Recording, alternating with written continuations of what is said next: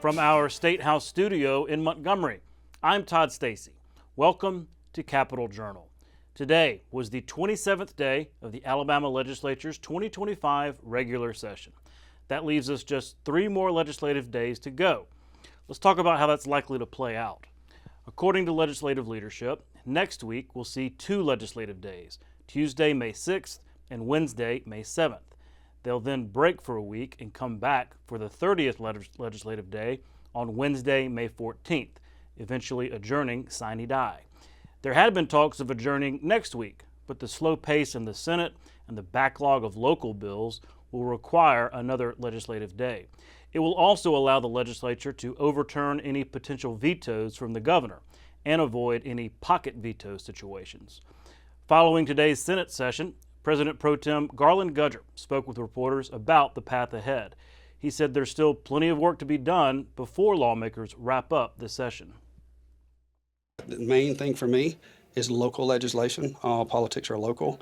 We've got a lot of bills that came up from the House that we still have to finish up. We have confirmations that are in the Senate that we have to finish up. So those are the basics that we have to get out first, and any Senate bill that are local legislation as well. There's a lot of speculation that we'll still be looking at trying to handle the THC or hemp bill that's coming up. So that's going to take a lot of our time, I think, next week. So just in case the governor doesn't have time to sign all of the bills or doesn't want to sign some of the bills, especially local legislation, that gives us a week to override her pocket veto. So when we come back, we can make sure that those bills go through. Local legislation is important, and a lot of time pay increases and things like that. She doesn't know as much about the governor and was asked us, and so sometimes it's easier for her not to sign those and let us come back and pass those.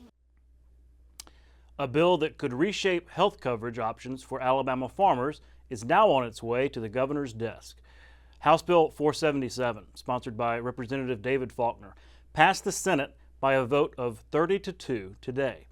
The measure would allow Alpha to offer its own health benefit plans that are not classified as insurance and therefore not subject to federal Affordable Care Act requirements. Supporters argue this gives farmers access to more affordable options in a market where traditional insurance is often out of reach. The plans would include a $2 million benefit cap, prohibit dropping members due to illness, and ban premium hikes based on health status. But critics remain concerned that the plans would not be required to cover essential health benefits or accept people with pre-existing conditions. You know, they're paying anywhere from $1,800 to $2,400 a month. If you can imagine that for a young farmer, most of these guys don't make $700, $800 a week. They're struggling as it is, and then all of a sudden you're paying, your insurance is $2,400 a month, say. What does that leave you when your house note's $600 a month? It's bad when you got that much on insurance and you can't afford a house. Your car notes and everything. It's just hard for young farmers to make it, period, in life as of today. As far as my grandson, I mean, we subsidize him. Me and my wife's paying his bills all the time just where he can keep doing what he wants to do on the family farm. Just like most members come who have that one individual in their community that gets something bad and y'all want to pass a law to try to now help them. So once somebody get denied for pre-existing conditions, I don't want you to come back running, talking about we need to put this on this plan because it's hurting the farmers in my area because they can't get insured. Thank you very much, and I hope y'all have a good, healthy life. The House today gave final passage to legislation revamping the makeup of the Birmingham Waterworks Board. Senate Bill 330 from Senator Dan Roberts passed 66-27 after more than 2 hours of debate. Here's how the restructuring of the appointed board will work. There will now be 8 regional board members instead of the 5 they originally wanted when the bill was dropped. Birmingham's mayor, the City Council of Birmingham, and the Jefferson County Commission will each get an appointment to that board. The governor and lieutenant governor will also have a say with 1 appointment each. Lawmakers are seeking the reform due to high water prices that they attribute to a dysfunctional board. The City of Birmingham will have 1 appointment. Birmingham City Council will have 1 appointment. The president of the Jefferson County Commission will have 1 appointment. The Blount County Commission will have 1 appointment. The Shelby County Commission will have 1 appointment. The lieutenant governor will have one appointment, and the governor will have one appointment. Do you believe that Birmingham owns all of the assets to the water board? No, they sold the assets. Who did they sell it 2001. to? Who did they sell it to? They sold it to a public corporation. Who did they sell it to? I've got the transaction that Bill Pryor, So why Attorney General, signed in 2001. that public corporation allow Birmingham Mayor and Council to select the board members? I wasn't there for that, but they also That don't make sense, does it? It ain't, you're a businessman, so you know if you purchase the assets and you own it. That's true. So if you own it, you're not gonna let somebody else determine how it's ran. Also receiving final passage today was Lulu's Law, a bill designed to implement a shark alert system along Alabama's Gulf Coast. House Bill 437 from State Representative David Faulkner will establish a system under the Alabama Department of Conservation and Natural Resources through Mobile and Baldwin County emergency management agencies to warn beachgoers of a shark attack near the shoreline. The alerts would be sent to cell phones in localized areas and to first responders, similar to Amber Alerts. Can't wait to have Lulu with the governor and sign the bill. It'll be a fun day. Lulu Strong and her inspiration, this is just, to me, the feel-good, great bill of the session. For people, she's such an inspiration to so many people, and so I'm so happy that it passed the Senate, and I think with 32 yes votes. So real excited about it. When this happened, it was like my own child. It's like your child has been attacked. And those kind of things, as a father who has a daughter, it just breaks your heart. And but then, watching good come out of something, seeing how God can do that in somebody, and Lulu, just her faith and her courage to say that no matter what life throws at you, you can endure, and there's hope, and you can recover and be stronger. Lawmakers gathered this morning to celebrate the topping out of the new State House building. Construction has been rapidly progressing, and now the steel and concrete vertical structures are complete. The project is being managed by the Retirement Systems of Alabama, and CEO David Bronner said he hopes to deliver a building the state can be proud of. The people of Alabama need this. Legislators need this, because the future is the future.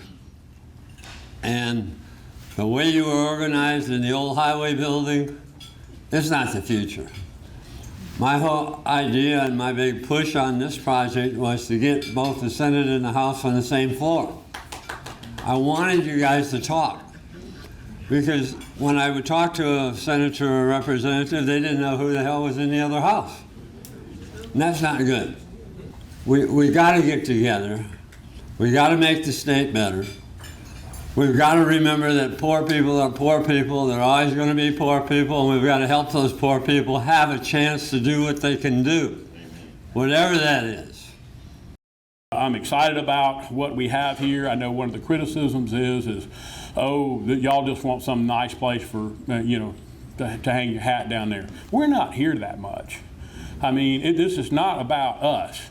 This is, the staff that's there all the time that has to endure that, the building and all the things that go along with it, the financial impracticality of maintaining the building that we're in today, but also having something to show off our state. I mean, it's embarrassing to bring a leader in to this area and to go take him to the lieutenant governor's office or speaker's office or pro tem's office. Alabama should have more pride than that. Coming up next, I'll sit down with State Representative Terri Collins. Stay with us. You can watch past episodes of Capital Journal online at video.aptv.org. Capital Journal episodes are also available on APTV's free mobile app. You can also connect with Capital Journal and link to past episodes on Capital Journal's Facebook page. And you can listen to past episodes of Capital Journal when you're driving or on the go with Capital Journal podcasts. Keep up with what's happening with Capital Journal.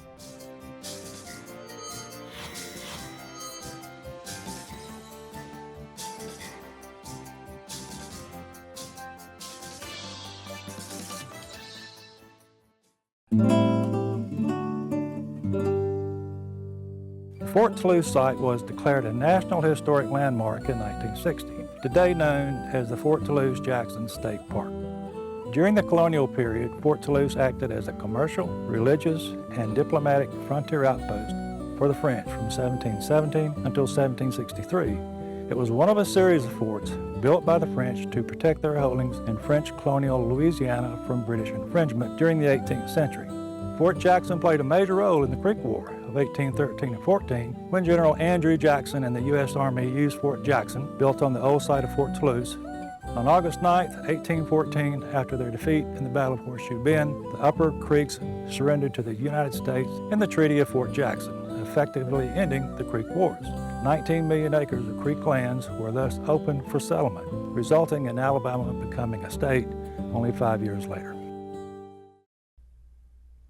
Welcome back to Capital Journal. Joining me next is State Representative Terri Collins, Chairman of the House Education Policy Committee. Madam Chairman, thanks for coming on the show. Glad to be with you, Todd. Thanks for asking. I want to get to education policy in a minute, but I first want to ask you about your legislation having to do with rural hospitals and investment program tax credits to help support rural hospitals. Walk me through the legislation. I'll be glad to. We've worked on it for 3 years, and this year it's gotten all the way through Senate committee, so hopefully this is the year that it will be successful. It sets up a tax credit for, but it uses more than just income tax. It uses insurance tax and financial tax and utility tax. In your rural areas, sometimes those have bigger tax liability than maybe even income in some cases. And so it uses all 4 of those, which affect in Alabama the ETF with income tax, but the general fund with the other 3. But then the hospitals are kind of funded out of the general fund. So therefore, I think it's a good mix of how the credit works. It allows third parties so that they can actually work with communities to try to recruit support for people to use that tax credit as, against the tax liability that they have on their income tax. And it has a chance to direct, if I want to direct my tax credit to a specific rural hospital, it allows me to do that. Okay. It is $20 million for this first year. That's the cap. The cap. It is 25 the second, and then 30, and then it sunsets, because we're really not sure how it's going to affect the different. And I actually am thrilled this year that in a year where we've had so few tax credits even discussed, that this one is finally being considered and that we're moving it forward. I think our rural hospitals see it as a lifeline. They have to have a 5-year plan to try to be sustainable. You're probably not having heart surgery in a rural area, but you might like to do your dialysis every week. You might like to do infusions. You might like to mammograms. I mean, there are things that they could do, and you need in a rural setting, in order to recruit, a new industry or anything, you've got to be able to offer health care. So this allows the community, whether it's an individual, an organization, a company, to say, okay, we want to support our rural hospital, and this is an incentive to do that because they get that tax credit. They get that tax credit. And it's also one of the things we added in Senate committee yesterday was a match. So that local community has to have some type of a local match, and we set it at 10%, and up to half of that could be an in-kind service of different, if the county or the city are doing maintenance or yard work or whatever. And so I think it's very doable, but they have skin in the game, and I think that's important as well. Yeah, so it's waiting on the Senate, like everything else. Like everything else that I have, yes, it is. Not just you. I've heard from several House members that, just the slowdown in the Senate really is affecting things, and we can talk about that in a minute.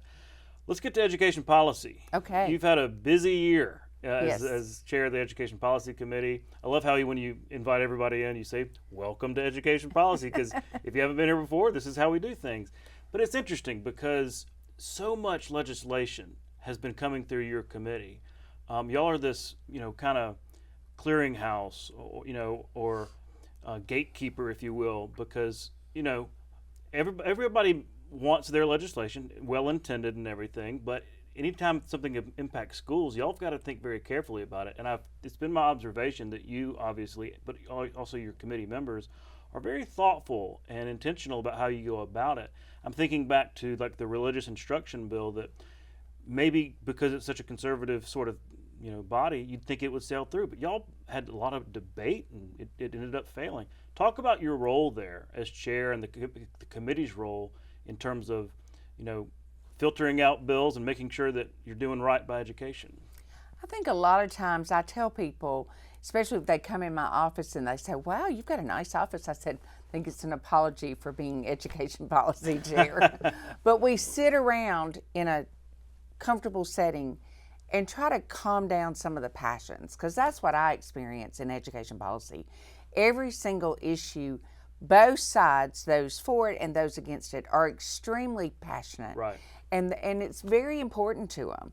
And what I've tried to do this time, and I want to give a plug out to the Senate Education Policy Chair, Senator Chastain.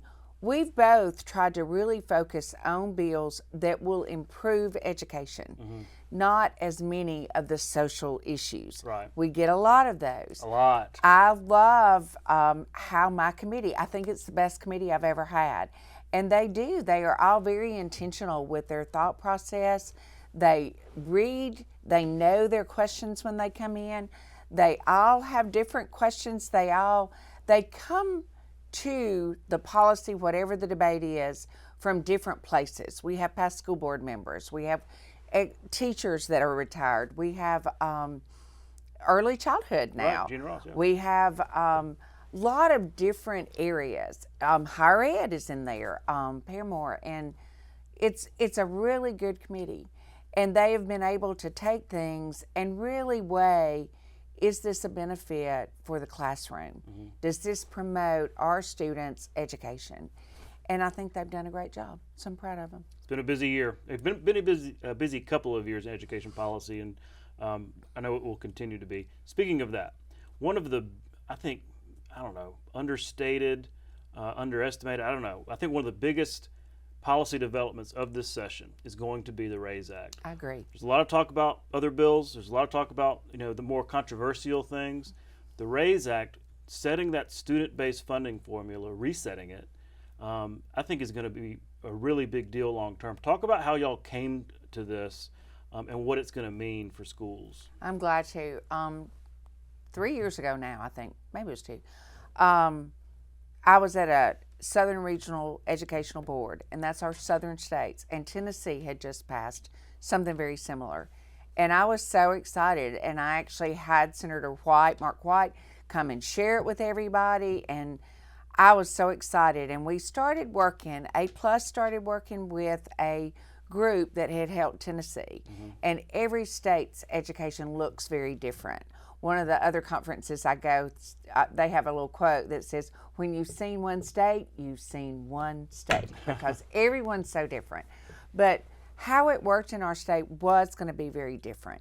And we were able to do this dashboard that would let you see if we set the base amount per every student here, and then we set this weight for this, and this weight for this, and this weight, how would that affect every single different school? Because our starting place was we wanted to do no harm, for no school to lose money, Right. for everyone to benefit. And so we set a base amount each year, which is just the average amount that the students are earning. And then we have weights. We have weights for special needs. We know it costs more to educate a special needs child. We have weight for poverty, and we know it costs more to teach that. English language learners. We have a weight for gifted, and we have a weight for charter. The charter weight is because they have no access to local dollars at all. You've proposed that. I did. I proposed that in many years, and maybe this one will really help. There are certain counties that also don't have additional local dollars, and so that would be excluded from there. So I think it's very fair. As we've gone through this process, and both the House and the Senate participated all fall looking at it, and I'm really excited about it. I think it's a start. You know, everything is not going to get as much money as we would like, but we've had money in the savings that we've created. We're putting that in this year. We'll start again next year. We've got a 3-year plan. And I think as we continue to move in the right direction, it's going to make a difference. But what I really like about our plan, even better than some of the other states, ours has a really good accountability system set up so that if we give any district more money because of the different weights that they're receiving, then we expect to see a growth in that student achievement. And there are some accountability measures for that. And I've always been for accountability. And so I think it's going to be really good. I think it's going to be one of the best things we've done with education. Yeah, you're right. The accountability is very important. And yes, you passed the school grading bill a long time ago. I did. And we talked about even connecting that, and we still could at some point, but we need to simplify it. We need to make sure that we're counting the things that are truly measuring student growth and achievement, and maybe in the future. Well, I'm glad that you mentioned that, because so many times we talk about budgets and how much we're spending and all that, and I think folks need to know that yes, it's important to have that accountability. It's not just handing out money; you're expecting results. So it's an ongoing thing.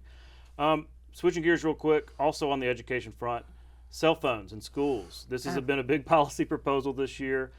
Where is this? I know that there was a Senate bill, there was a House bill. Everybody seems to be notionally okay with this plan. The governor is supporting it. Are we going to be able to ban cell phones in schools this year? Is that going to pass? I hope so. I believe so. I mean, like we started the conversation, almost everything I have is through committee in the Senate and waiting to be heard on the floor. So they can move really fast when they get moving. So we will be hopeful that will start pretty soon, since we'll have 3 days left. But talk about the impact that would have, the cell phone. Cell phones, I will tell you, Director Boswell with mental health said her comment when she came to committee, I invited her to committee because I wanted everyone to hear some of the things we were hearing. And her starting comment was that very rarely do we get to make a vote that could truly change the life of children going forward for the better, and that's what this is. People don't understand how much bullying is going on, the lack of just learning to communicate and social skills that are going on because they're all stuck to their phones. And all day, to give them an 8-hour bell-to-bell time where they don't see those phones, where they actually have to talk to people in the lunchroom, where when they're walking up and down the halls, they're talking to people, they're meeting with people, they're not looking down. We have had some pilot programs. We had one right here in Montgomery. And what they saw within the first 3 months, first month, lots of turmoil, people not understanding, people upset. By the 3rd month, achievement had started going up and discipline problems had started going down. That's the trend we want to see. I think it will be the best thing for our students that we've done, maybe since the Literacy Act and the Numeracy Act. I think it will make such an impact, and I think we'll have healthier children just giving them a break from the cell phone. Yeah. We will be watching that, because I do think it's one of the biggest bills of the session. We're out of time, but you mentioned Literacy Act and Numeracy Act. I want to have you back maybe in the off season sometime to talk about updates on that. I'm very proud of the direction we're going. We're moving so many things in a great direction, and I am proud of the things we've done. I'm proud of the things we've passed that have made that so, and I would love to come back. Absolutely. We'll have you back. Thanks again. Thanks. We'll be right back. You can watch past episodes of Capital Journal online anytime at Alabama Public Television's website, aptv.org. Click on the Online Video tab on the main page. You can also connect with Capital Journal and link to past episodes on Capital Journal's Facebook page. Alabama Public Television is your place for quality educational services. Free professional development for educators and child care providers. Access to free curriculum-aligned videos, lesson plans, and instructional resources with PBS Learning Media. And all the PBS Kids programs parents know and trust. Learn something new every day with Alabama Public Television. Visit us at aptv.org/education to learn more. Alabama's Gulf Coast is renowned for its white sand beaches. Bordering the Gulf of Mexico, it is an important part of the quality of life for many of the state's citizens and one of the state's greatest economic and environmental assets. The white sandy beaches of Gulf Shores, Orange Beach, and Dauphin Island are popular vacation destinations for Alabamians and out-of-state tourists. The fine quality of the sand and gentleness of the surf make for some of the prettiest beaches in the world and are the top tourist destination in the state. That's our show for tonight. Thanks for watching. We'll be back tomorrow night for our Week in Review episode. That's 7:30 here on Alabama Public Television. For our Capital Journal team, I'm Todd Stacy. We'll see you next time.